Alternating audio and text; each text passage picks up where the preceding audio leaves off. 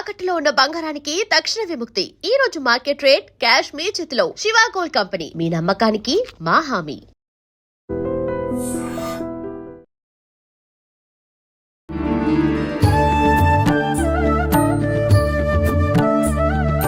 నమస్కారం, welcome to I dream. ధర్మ మార్గం విత్ విజిత కార్యక్రమానికి స్వాగతం. ప్రస్తుతం మనతో పాటు ఉన్నారు ప్రముఖ ఆధ్యాత్మికవేత్త, జ్యోతిష్య పండితులు సుభాష్ శర్మ గారు. ఇప్పుడు గురుగారితో మాట్లాడదాం.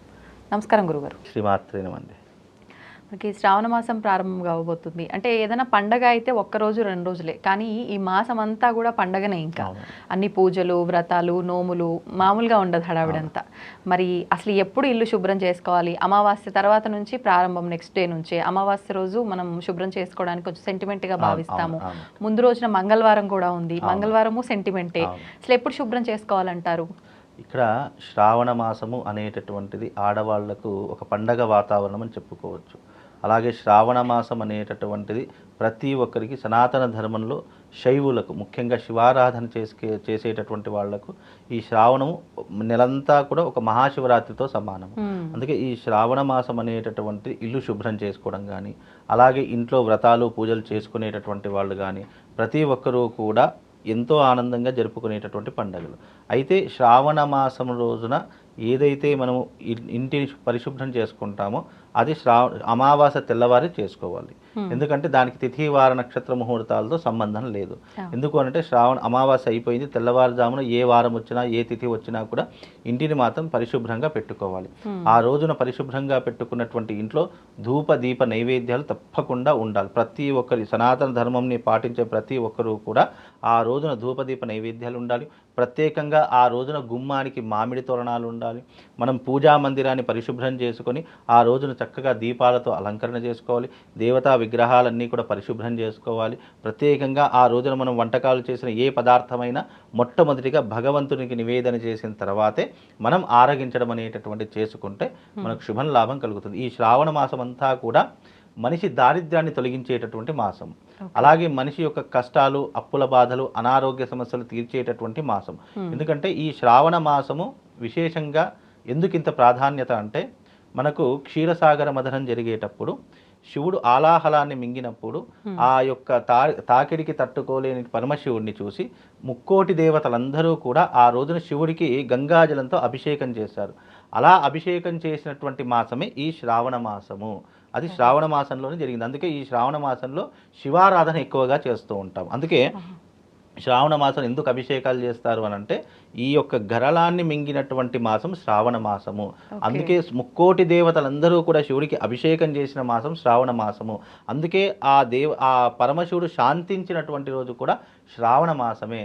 అందులోనూ మంగళగౌరి వ్రతం చేశారు అని అంటారు. అలా శివుడు పడిపోయినప్పుడు, మంగళగౌరీదేవి యొక్క ఒడిలో పడిపోయినప్పుడు ఆ తల్లి అంటే శివుడు చాలా రకాలుగా ఇబ్బంది పడుతున్నప్పుడు ఆ మంగళగౌరీదేవికి భయం వేసిందట. నా మెడలో మంగళసూత్రం ఉన్నంత వరకు మీకు ఏమీ కీడు జరగదు అనేటటువంటి విధానంతో కూడా అందుకే మంగళగౌరీ వ్రతాలు సౌభాగ్యం గురించి వస్తుంటారు. ఇలా శ్రావణ మాసంలో చెప్పాలంటే ఒక 100 కథలు ఉన్నాయి. అలా పురాణ గాథలు ఎన్నో రకాలుగా ఉన్నాయి.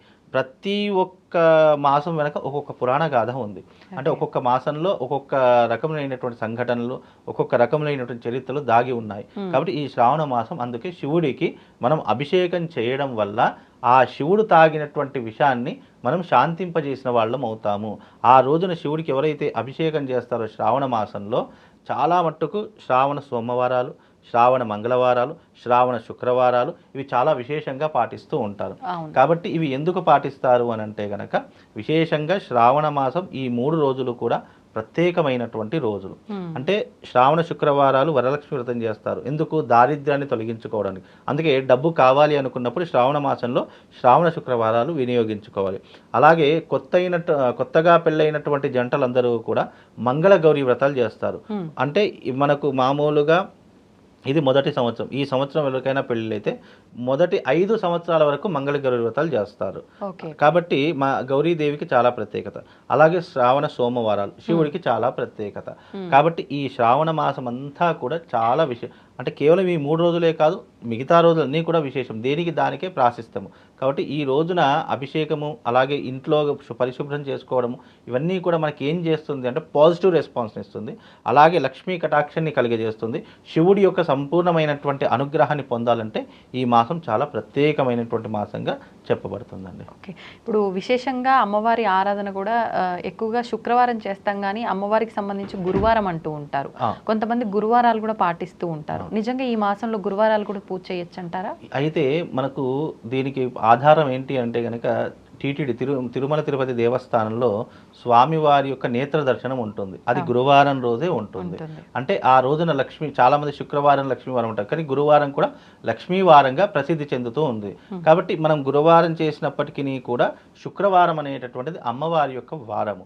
అంటే కేవలం ఒక్క అమ్మవారనే కాదు కదా, మనకు 3 దేవతలతో పాటు అమ్మవారిలో కూడా ఎన్నో రకాలైనటువంటి అవతారాలు ఉన్నాయి. లక్ష్మీదేవికి ముఖ్యంగా శుక్రవారం అని పాటిస్తూ ఉంటాము.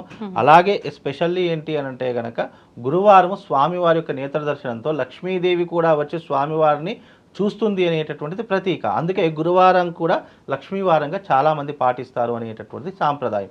ఇది సాంప్రదాయంలో మనం పెట్టుకున్నటువంటి విధానమే తప్ప మనకు గురువారము లక్ష్మీవారమే అని చెప్తూ ఉంటారు. శుక్రవారం కూడా అమ్మవారి యొక్క రోజు కాబట్టి శుక్రవారం కూడా లక్ష్మీవారమే అని చెప్పి మనకు చెప్తూ ఉంటారండి. ధన్యవాదాలండి. Shriman. And for more videos, Please subscribe to iDream. Please subscribe to iDream. Please subscribe iDream. And please subscribe to iDream. For more videos, subscribe to iDream.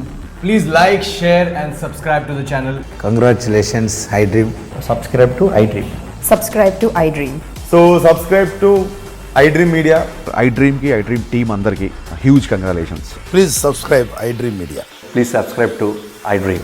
Subscribe iDream. Please subscribe to iDream. iDream అంటే నా కళల ఛానల్ను subscribe చేసుకున్నారు, నోరు తిరుగుతలేదు, మీరైతే గంట గుర్తు కొట్టండి. For more such videos, please subscribe to iDream.